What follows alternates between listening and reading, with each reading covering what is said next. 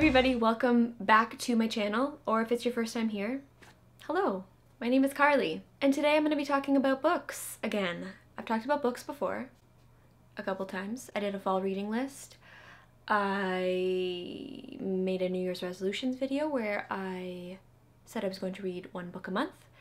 We are not going to talk about how many of those books from my fall reading list I read, or how many books I have read so far this year. We're just not going to talk about that right now, okay? I just wanted to do a quick video, hopefully it's going to be quick, talking about the books that I plan on reading this summer. I have a little collection of 5 books here.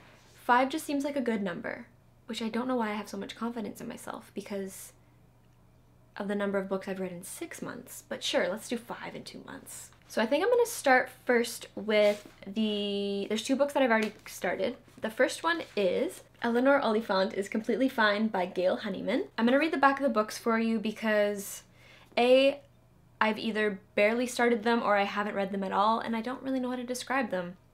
So I'm going to leave it to the people who wrote the books to describe it because I think that just makes the most sense.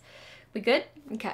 No one's ever told Eleanor that life should be better than fine. Meet Eleanor Oliphant. She struggles with appropriate social skills and tends to say exactly what she's thinking. Nothing is missing in her carefully timetabled life, where weekends mostly consist of frozen pizza, vodka, and phone chats with Mummy. But everything changes when Eleanor meets Raymond, the bumbling IT guy from her office, whose big heart will ultimately help Eleanor find the way to repair her own profoundly damaged one.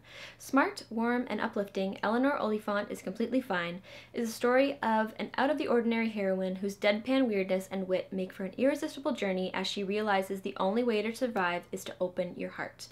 So like I said, I've started this. I'm kind of at that point where you're around 100 pages and a book starts to get really good and you just don't want to put it down. So I'm confident that this book is for sure going to be read in its entirety. If you're looking for something light and funny and summery to read this summer, this one's good so far. The second book that I've started is this book called The Happiness Project by Gretchen Rubin, and the little subtitle for it is Or Why I Spent a Year Trying to Sing in the Morning, Clean My Closets, Fight Right, Read Aristotle, and Generally Have More Fun. I'm a little bit into this one as well, and I have been enjoying this one. I will read the back of it for you.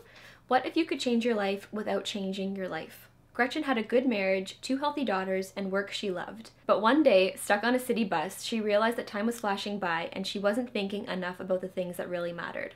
I should have a happiness project, she decided. She spent the next year test driving the wisdom of the ages, current scientific studies, and lessons from popular culture about how to be happier. Each month, she pursued a different set of resolutions. Go to sleep earlier, quit nagging, forget about results, or take time to be silly. Bit by bit, she began to appreciate and amplify the happiness that already existed in her life. Written with humor and insight, Gretchen's story will inspire you to start your own happiness project. I can attest to it being inspiring and just kind of the way that she talks or introduces the book. I feel like as humans we're always searching for happiness and how to be happier, and this thing, if I reach this or if I buy this or if I get this, I'm going to be happier. And this book just, I think, looks at the things that are more in our control, our habits, our way of thinking. Those things play such a huge part into our happiness. I'm getting all so philosophical here. But I think yeah, I've just found it really inspiring so far. I know it's only been 40 pages, but I've really enjoyed it, and I'll let you know if I'm happier at the end of it. I think I will be. What do I want to talk about next? I'll do another fiction book. This one, Sweet Bitter by Stephanie Danler, was on my fall reading list, but I didn't read it. I will link to my fall reading list. Which side is the card on? It's first, I think it's on this side. Fall reading list right here. If I'm on the wrong side, I'm gonna look like a real idiot right now. But I'm gonna stick with it because confidence is key. This became a TV show, and I saw the trailer for the TV show, and it looks really good.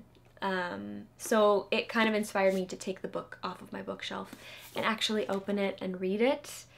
So that's what I'm going to do this summer. I think it's set in the summertime. Yeah, look at that. Can you see that? It says summer. It's meant to be. I'll read the back of it for you. Newly arrived in New York City, 22-year-old Tess lands a job working front of house at a celebrated downtown restaurant.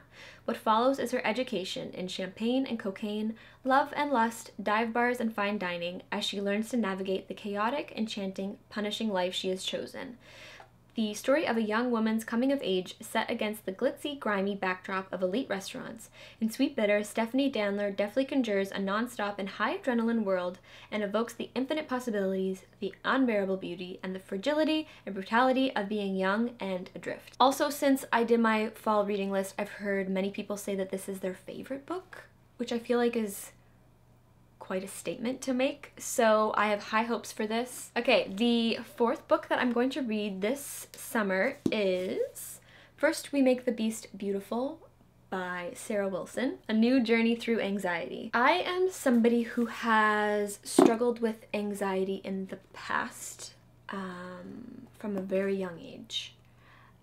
It's thankfully something that I don't struggle with on a daily or regular basis anymore. So reading a book about anxiety seemed interesting to me. I've never read a book about anxiety or really done much research into it, so it seemed like something different.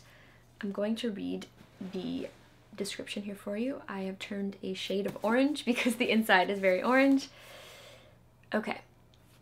To conquer a beast, you must first make it beautiful. When Sarah Wilson first encountered this Chinese proverb in psychologist K. Redfield Jamison's groundbreaking memoir, An Unquiet Mind, she discovered the key to understanding her lifelong struggle with anxiety. In this inspiring and intensely personal exploration, Wilson seeks to make peace with the beast, learning to view anxiety as her finest teacher rather than as the enemy.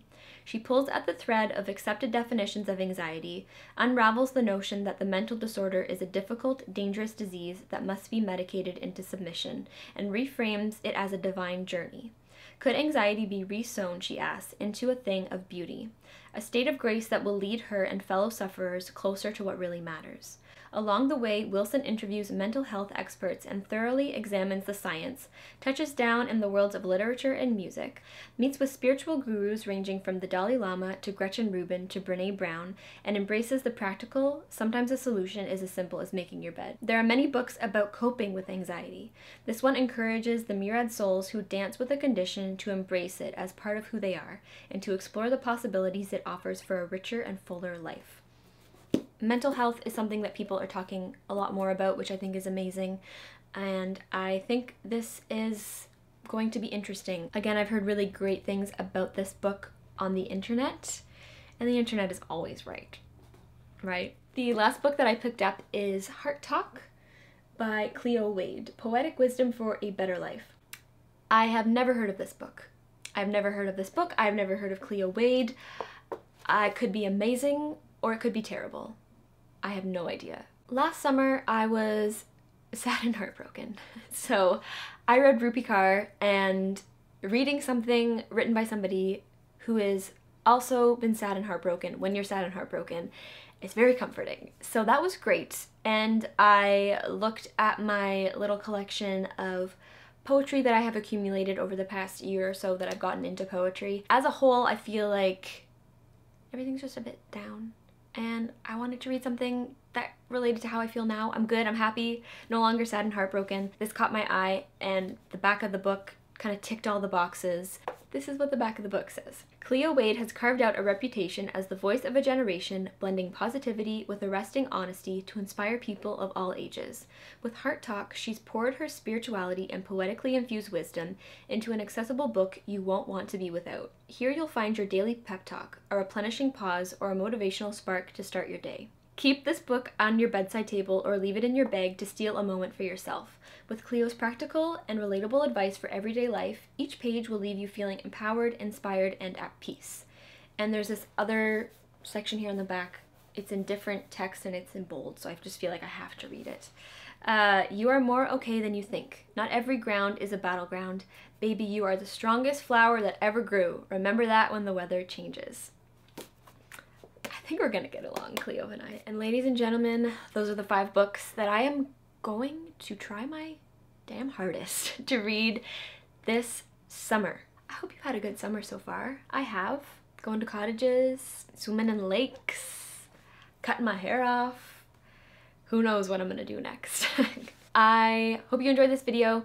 Give it a thumbs up if you also enjoy reading books and buying books, more specifically buying books, and subscribe if you want to.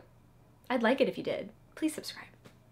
It's free. It's free to do. There's no cost. And I will see you very soon in a new video. Bye. Oh, blinded by the light.